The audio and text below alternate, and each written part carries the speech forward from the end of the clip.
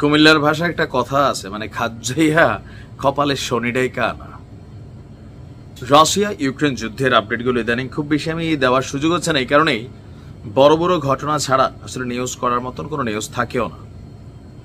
গেল কয় মাস হয়ে গেল ট্রাম্প যে ক্ষমতায় আসছে, প্রায় ধরেন 5 মাসের এই উত্থান পতনে রাশিয়া ইউক্রেন যুদ্ধ অনেকটা স্থবির, বাট মাঝে মাঝে ঘটনাগুলো যেগুলো ঘটছে সেগুলার পাল্টা ঘটনা হিসেবে রাশিয়া যা ঘটাচ্ছে সেটা অনেক ভয়ঙ্কর। গেল কয়েকদিন আগে আমি নিউজটা দিয়েছিলাম যে ড্রোনের বৃষ্টি বর্ষণ করছিল রাশা, জেরি বলছিল যে আমি প্রতিশোধ দিব। আমরা ভাবছি হালকা, পুতিন কাকু হাহা রিয়েক্ট দিছে, তবে পুতিনের আরো কনসার্ন হওয়া উচিত। ইতিমধ্যে ইউক্রেন যে আজকে ঘটনা ঘটাইছে, দ্যাট মিনস তাদের কাছে পশ্চিমা শক্তিগুলো আমেরিকার বাহিরে ইউরোপীয় ইউনিয়নের যে অস্ত্র সহযোগিতার বিষয়টা কোন লেভেলে গিয়ে রাশিয়াতে মানে ঠকতে সম্ভব, এটার প্রমাণ হচ্ছে আজকের এই হামলার সামারি।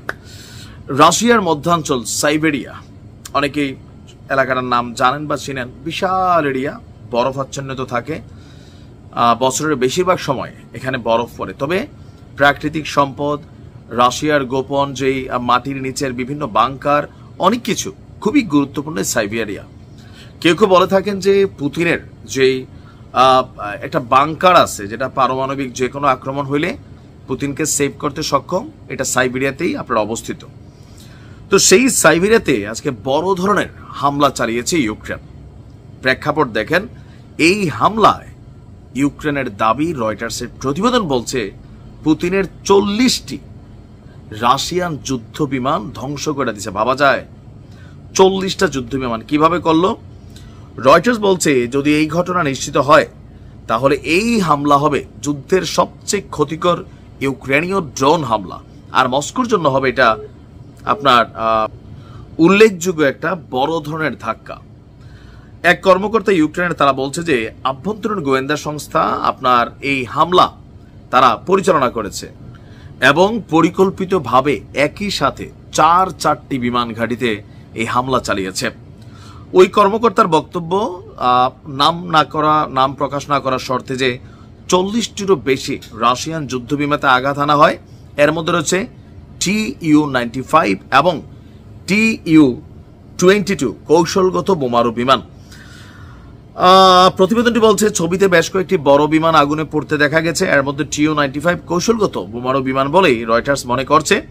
ফ্রান্স 24 এর পৃথক প্রতিবেদন বলছে অভিযানের বিস্তারিত বিবরণ প্রকাশ করে এক কর্মকর্তা বলছেন আক্রমণটিকে কার্যকর করতে, একটা সফল আক্রমণ চালাতে প্রায় 1.5 বছরেরও বেশি সময় ধরে পরিকল্পনা, তথ্য কালেকশন এবং মিশন বাস্তবায়ন 1.5 বছর, এবং প্রেসিডেন্ট জেলেনস্কি ব্যক্তিগতভাবে টোটাল এই ঘটনাটাকে তত্ত্বাবধান করেছে।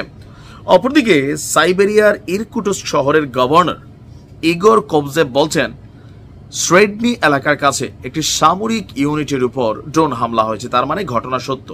তো সেই সামরিক ইউনিটে কি আছে? হতে পারে যে ধরেন এই বিমানের হ্যাঙ্গারগুলো আছে যেখানে যুদ্ধ বিমানগুলো রাখা হয়। তার বক্তব্য সাইবেরিয়ার ওই অংশে এটি প্রথম ধরনের আক্রমণ এবং এই আক্রমণে ড্রোনের সংখ্যা স্পষ্ট নয়। মেয়রের বক্তব্য যদি আমরা সঠিক ধরে নেই বা তিনি যাতে বলছেন হয়েছে, তার মানে ইউক্রেন এই ঘটনা ঘটাইছে।